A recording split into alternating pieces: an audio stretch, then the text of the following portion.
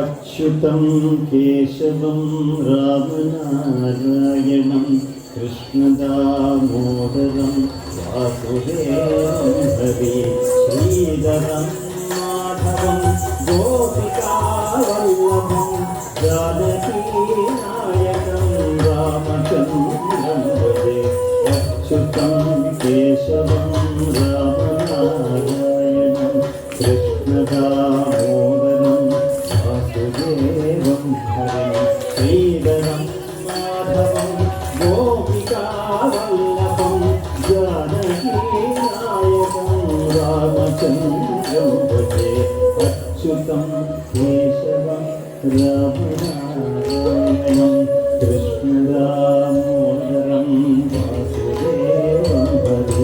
श्रीधरं माधवं गोपिकावल्लभं जानकीनायकं रामचन्द्रं भजे अच्युतं केशवं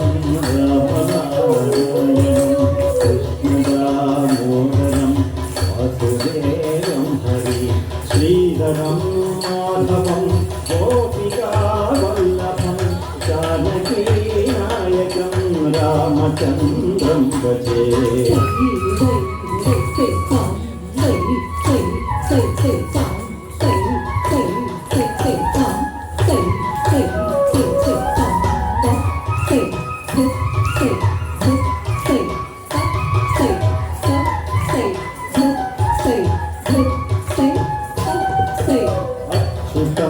केशवं सत्यभामाधवं माधवं श्रीधरं राधिकाराधिकं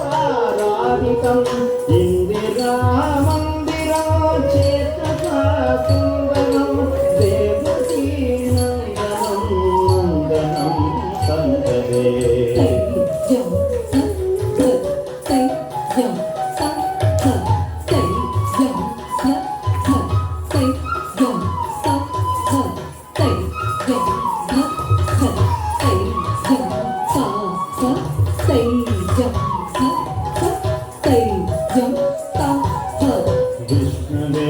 विष्णवे शङ्खिने चक्रिणे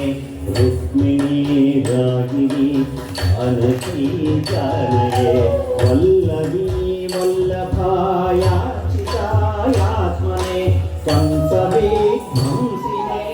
वंशिने ते नमः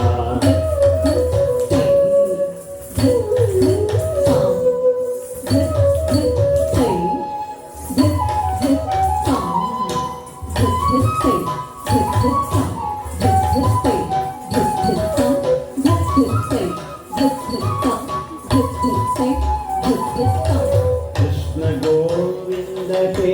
रामनारायण श्रीपते वासुदेवाच्युता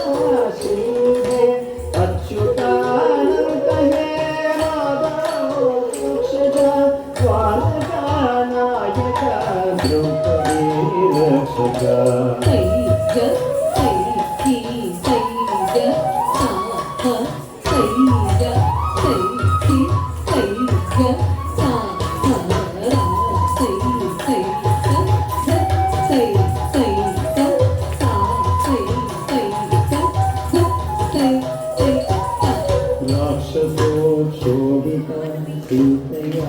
शोभितो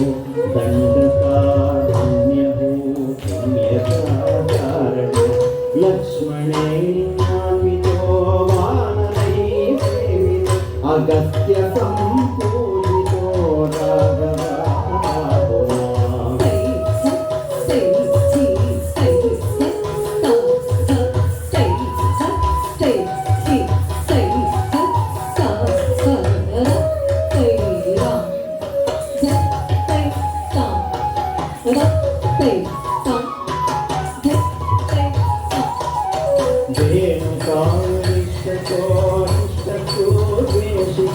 केशिका कंसध्वंसिका वादका गोदना गोपका सूरजा देवनो बालको बालका पादुमां देवरा